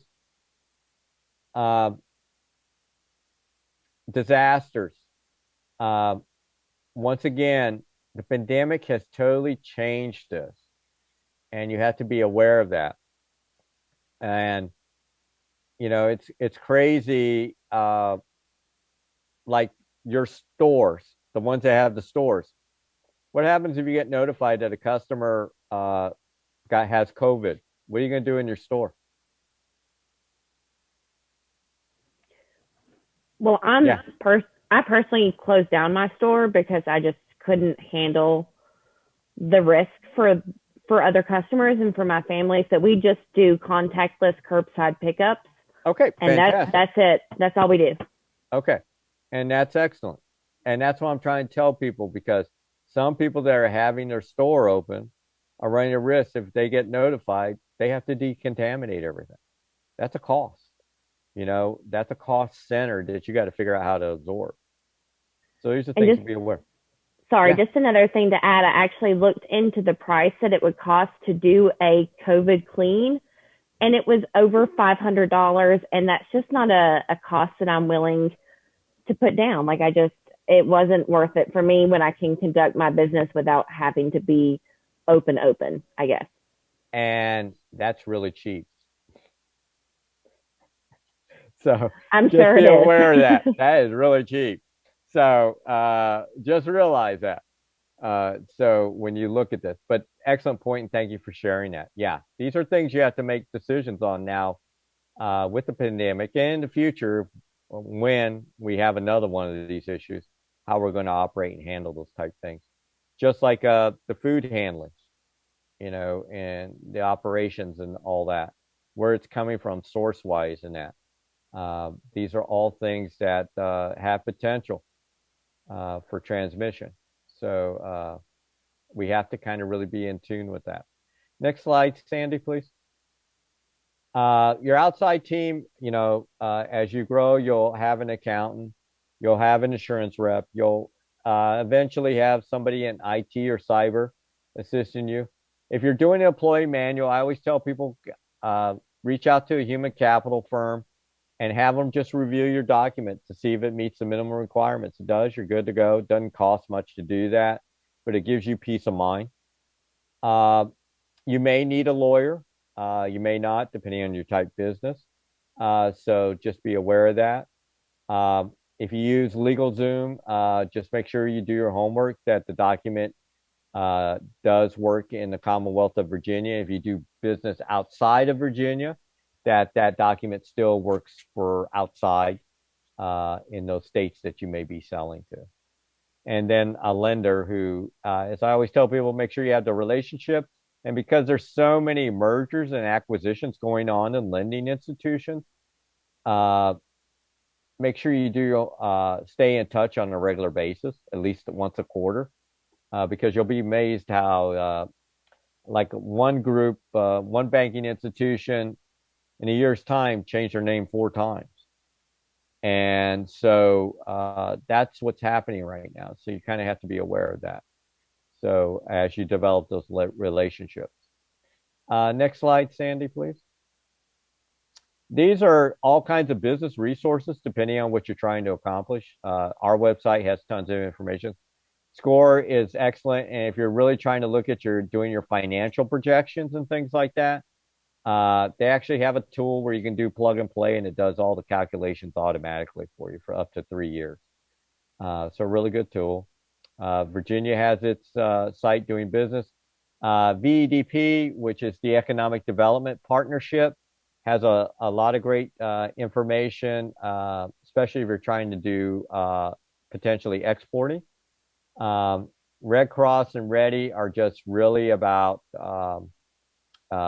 getting yourself ready for risk, especially with the pandemic and stuff like that, and natural disasters. And then BBB is Better Business Bureau. They're doing a lot of work in the cyber world with scams, phishing, and all that. So there's just some resources, and there's a lot more out there readily available to you. And Google's number one. So next slide, Sandy, please. And like I said, to have a strong team, it's chemistry, it's teamwork, it's integrity, and meeting the needs of the team. So understanding what those are as you move forward with your operation. Next slide, Sandy. 2 things are going to happen: timing and luck. Sometimes it works in your favor, fantastic. Sometimes it works against you. That's just the real world. Don't get upset about it. It's going to happen. Just like everybody who said after 2019 that we'd literally be in the hole in 2020 because of a virus. That's just the way it is. So when you're in business, these are two things you can't control. It's okay. You just have to understand how to adapt and change to stay ahead. Next slide, Sandy. And me having been in the Navy and flew, it's as we always did in the Navy, it's one hook from disaster. That is what you are in a small business. You're literally one hook from disaster. So you have to be extra work to protect yourself. So in 5 years, you are that successful business and not one of those that shuttered your doors as you move forward. So please realize that as you go forward. This is a great tool, this business challenge. I commend Sandy and their executive team for creating this a few years back. I guess what is it, Sandy? 5 years? 6 years? How about 8? 8? Okay. And so you can't beat that. And you have a great network because of all the successes in that to help you. So please take advantage of all those resources as you move forward because they'll be there as you go through the competition.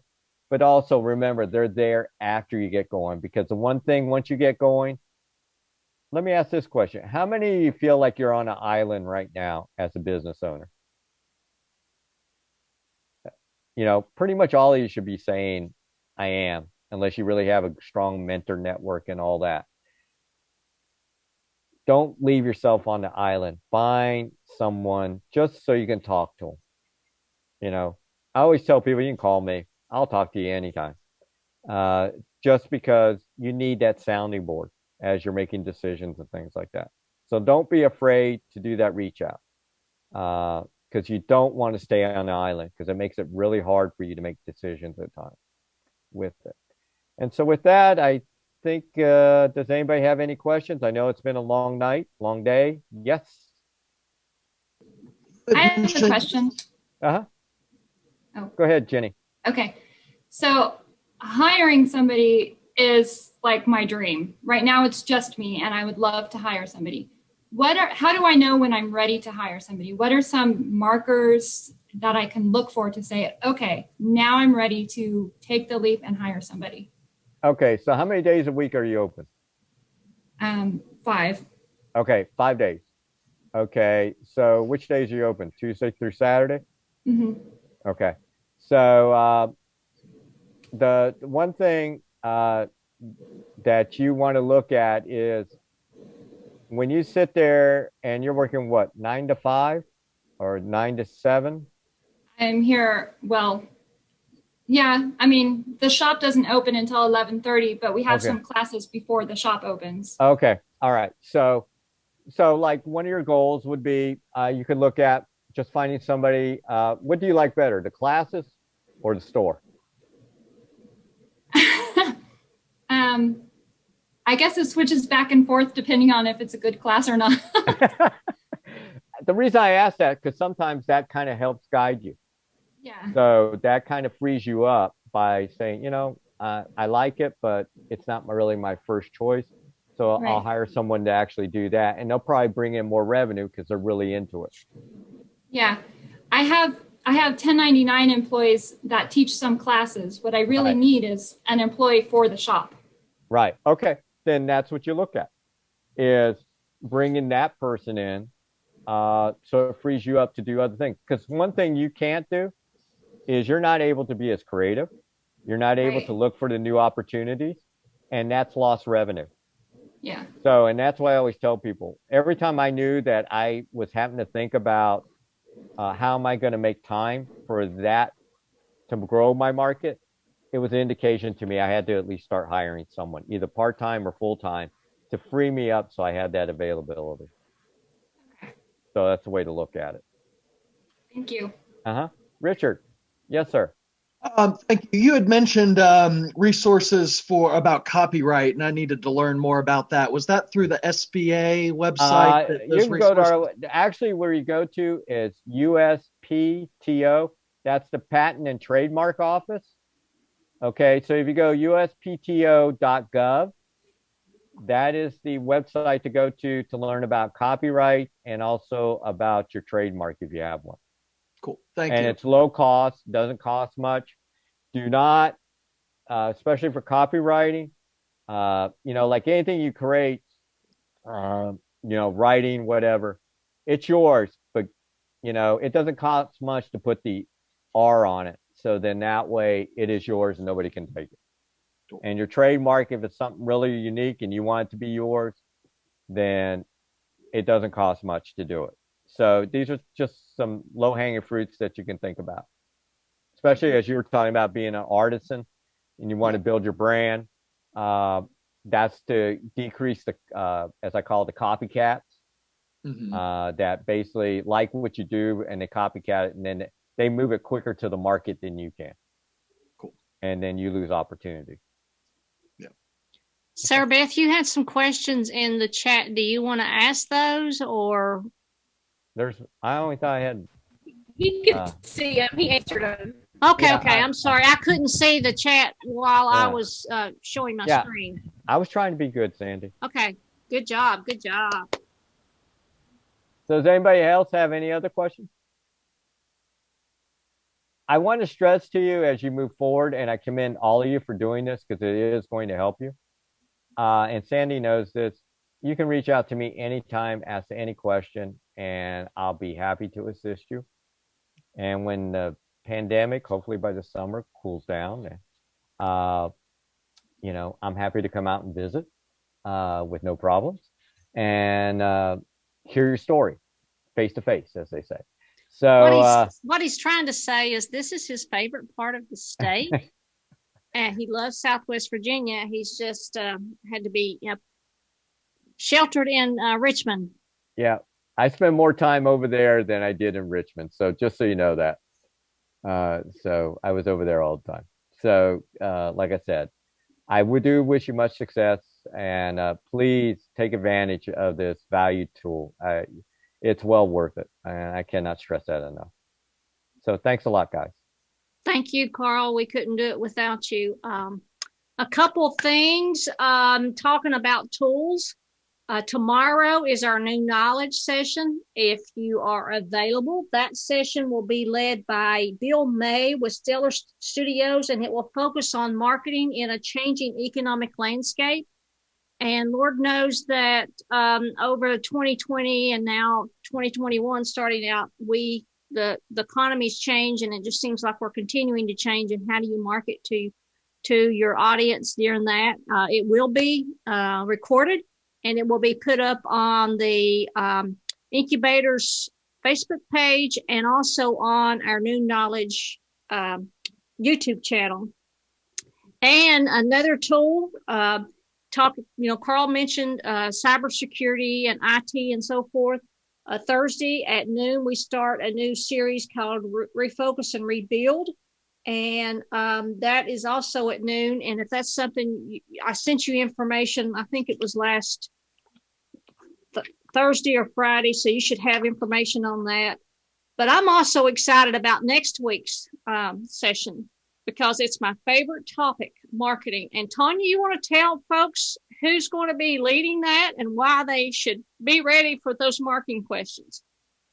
Absolutely. So Spot of Color. Hannah Eichen actually opened on March the 19th of 2020. So if you all remember, that is exactly when the stay-at-home order was given out. So Hannah found some very creative ways to market her newly opened business. And Elizabeth Gardner, who is owner of Abingdon Vineyards. And Elizabeth does a great job creating posters and events that really bring people to the winery. So we are very excited to have those ladies join us and teach us all the things that they know about marketing. Great. Anybody have any other questions before we go get our potato chips and Coca-Cola and pull some couch duty? Okay, you had your chance. Thanks, everybody. I appreciate your continued commitment to this program, and we'll see you same place next week. Have a great one. Stay warm.